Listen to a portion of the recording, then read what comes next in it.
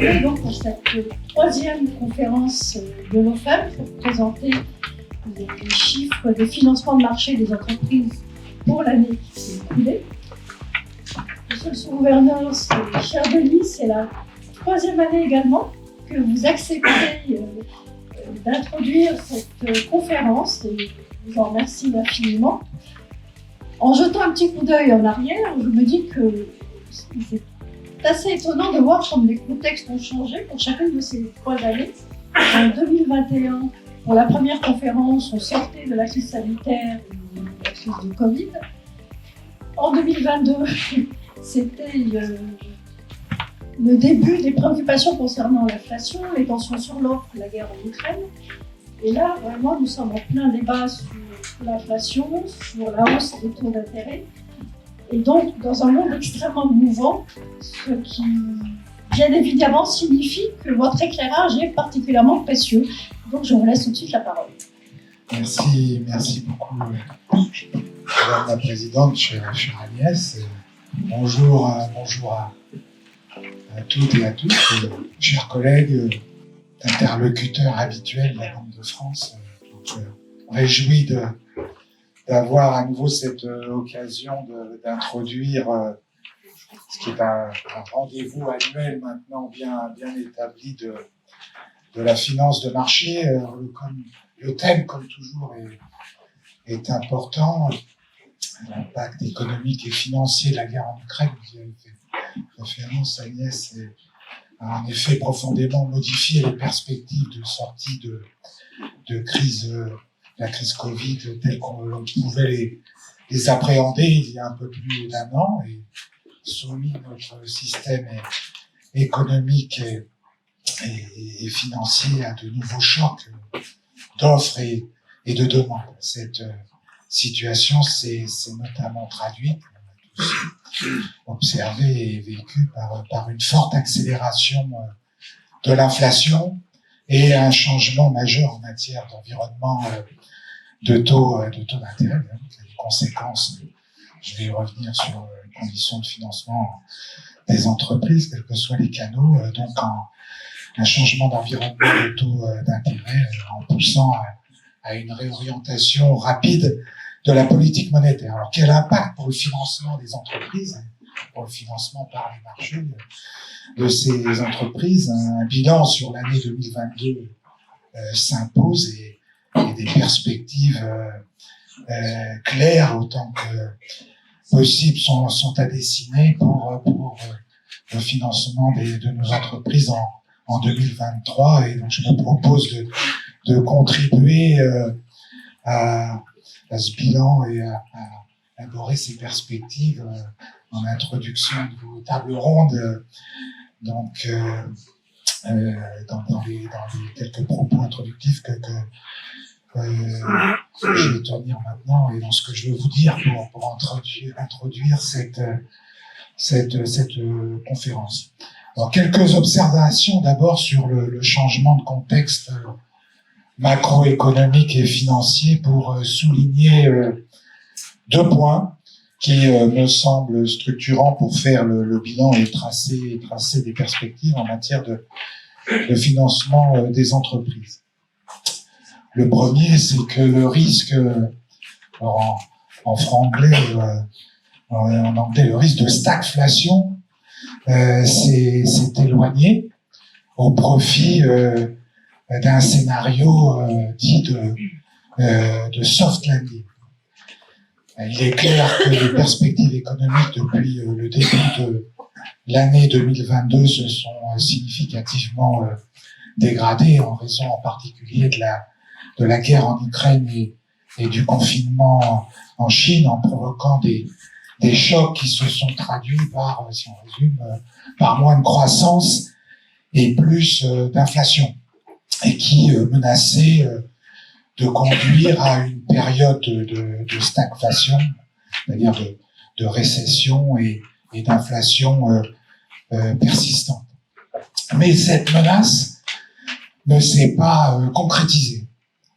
Sur le front de la croissance, les données, les enquêtes les plus récentes dont on dispose indiquent plutôt un ralentissement significatif de la croissance économique dans la zone euro, suivi d'une reprise. Selon les projections macroéconomiques de la BCE qui ont été publiées au milieu du mois dernier, le 16 mars, la croissance annuelle moyenne du PIB réel de la zone euro devrait ralentir à 1% en 2023 contre 3,6% en 2022, avant de remonter à 1,6% en 2024 et 2025. Pour l'économie française, les perspectives sont globalement similaires. Le PIB devrait croître de 0,6% en 2023, puis de 1,2% en 2024 et 1,7% en 2025. Nous devrions donc échapper à la récession en France comme dans l'ensemble de la zone euro. En ce qui concerne l'évolution des prix, après sa résurgence en 2021, l'inflation a continué à augmenter en 2022 à un rythme jamais atteint depuis les années 80. Toutefois, en 2023, dans un contexte de baisse des prix de l'énergie, l'inflation dans la zone euro a commencé à refluer, ce que vous voyez sur ces graphiques, pour atteindre 6,9% à la fin du mois de mars, qui reste un niveau évidemment élevé, mais on voit une inflexion de tendance.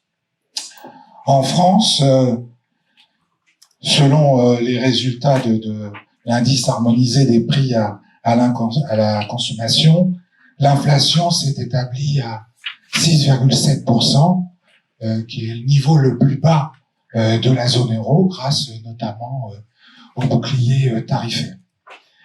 Nous estimons à la Banque de France, comme d'ailleurs nos collègues des autres banques centrales de l'eurosystème, que la forte accélération de l'inflation que nous avons vécue trouve fondamentalement son origine non pas dans un excès de liquidité, mais dans les goulets d'étranglement qui résultent du rebond plus rapide que prévu de l'activité à l'issue de la pandémie, ainsi que dans la forte hausse des prix de l'énergie et de l'alimentation, largement exacerbée par la guerre en Ukraine. Ainsi, l'inflation en France et en zone euro s'est diffusée très largement et revêt désormais un caractère interne et généralisé, avec une hausse de l'ensemble des autres composantes de l'inflation.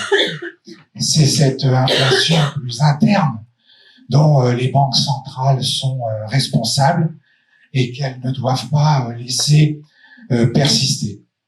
Et le Conseil des gouverneurs de la BCE, comme vous l'avez vu, a d'ores et déjà agi vite et fort depuis un an pour éviter cette perspective. Dès la fin de 2021, l'eurosystème a en effet réagi au choc inflationniste par un changement de l'orientation de sa politique monétaire, avec les augmentations de taux d'intérêt décidées en janvier et en mars de cette année, qui ont porté le relèvement des taux directeurs à 350 points de base entre juillet 2022 et mars 2023. La politique monétaire est désormais entrée dans un territoire restrictif au sens technique du terme, le taux neutre que l'on estime à la Banque de France autour de 2% ayant été atteint en fin d'année dernière. Nous sommes maintenant dans une phase plus ouverte dans laquelle le niveau élevé d'incertitude renforce l'importance d'une approche dépendante des données pour les décisions du Conseil des gouverneurs en matière taux directeur. Selon les prévisions et l'engagement du Conseil des gouverneurs de la BCE, l'inflation devrait ralentir pour s'approcher de 2% en 2025, à mesure que ces moteurs actuels s'estompent et que les effets de la normalisation de la politique monétaire agissent sur l'économie et dans les mécanismes de fixation des prix. Ces prévisions s'appuient sur des perspectives de consommation des ménages qui s'inscriraient en amélioration à partir de 2024, en lien avec le rebond du pouvoir d'achat et des perspectives d'investissement pour les entreprises qui devraient être modérément affectées par le ralentissement de l'activité, les comportements attentistes liés à l'incertitude macroéconomique et la normalisation des conditions financières. Autrement dit, nous devrions échapper à la récession en France comme dans l'ensemble de la zone euro, tout en gagnant la lutte contre l'inflation.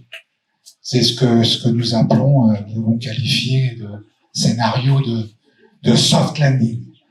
Et je me permets de vous renvoyer à la lettre annuelle du gouverneur de la Banque de France au président de la République, qui a été publiée hier, que le gouverneur a présenté une conférence de presse hier après-midi. Il était sur les ondes ce matin, donc je vous renvoie à cette lettre à ces propos pour une présentation plus approfondie des causes et des symptômes de l'inflation et comment ce que le gouverneur a qualifié de maladie économique et sociale peut et sera vaincu.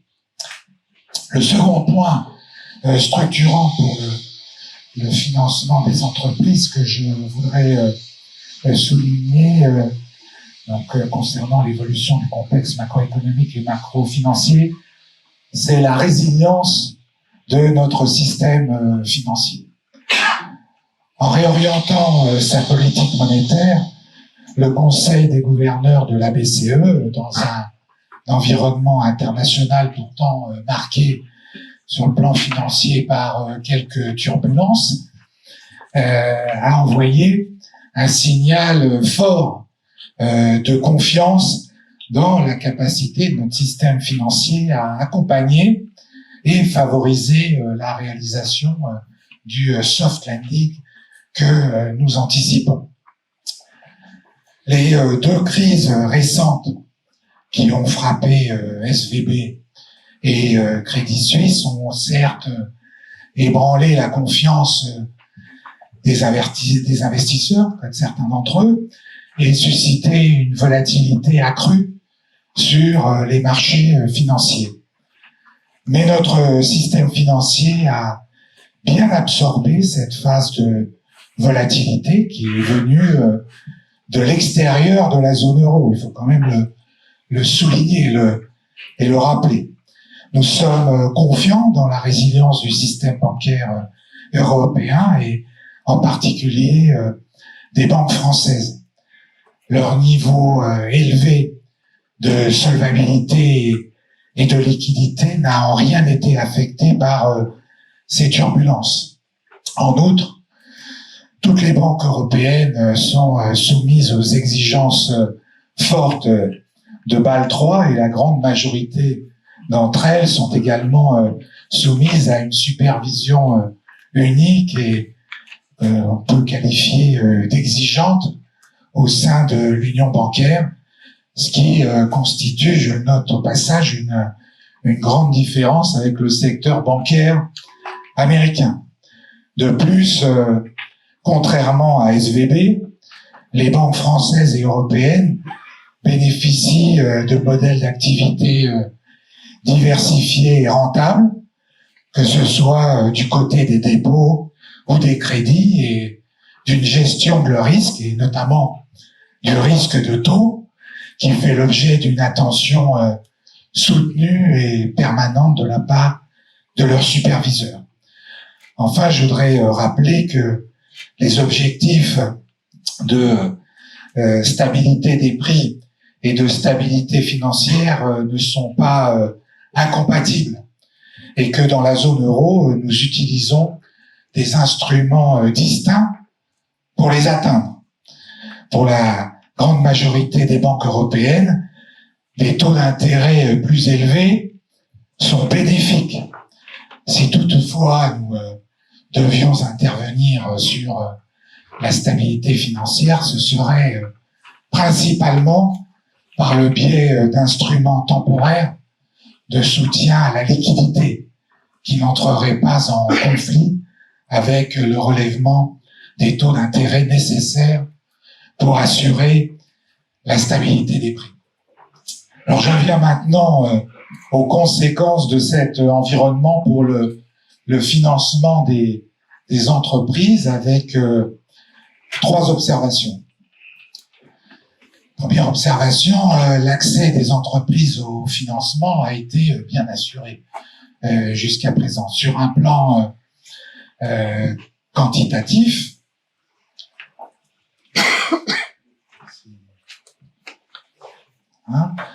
sur un plan quantitatif, le crédit bancaire à destination des entreprises est demeuré en effet très dynamique en France pour toutes les entreprises, quelle que soit leur taille, et a atteint plus de 1300 milliards d'euros fin février de cette année, soit une croissance de plus de 5,5% en moyenne entre janvier 2022 et fin février de cette année, croissance soutenue par une demande qui est demeurée orientée à la hausse.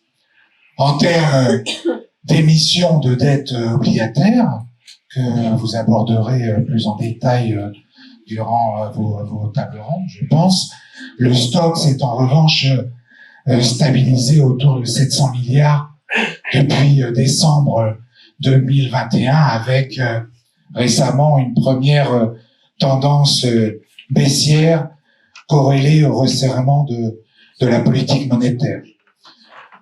Je voudrais rappeler que la taille des entreprises influence, nous le savons bien, la structure de leurs passifs.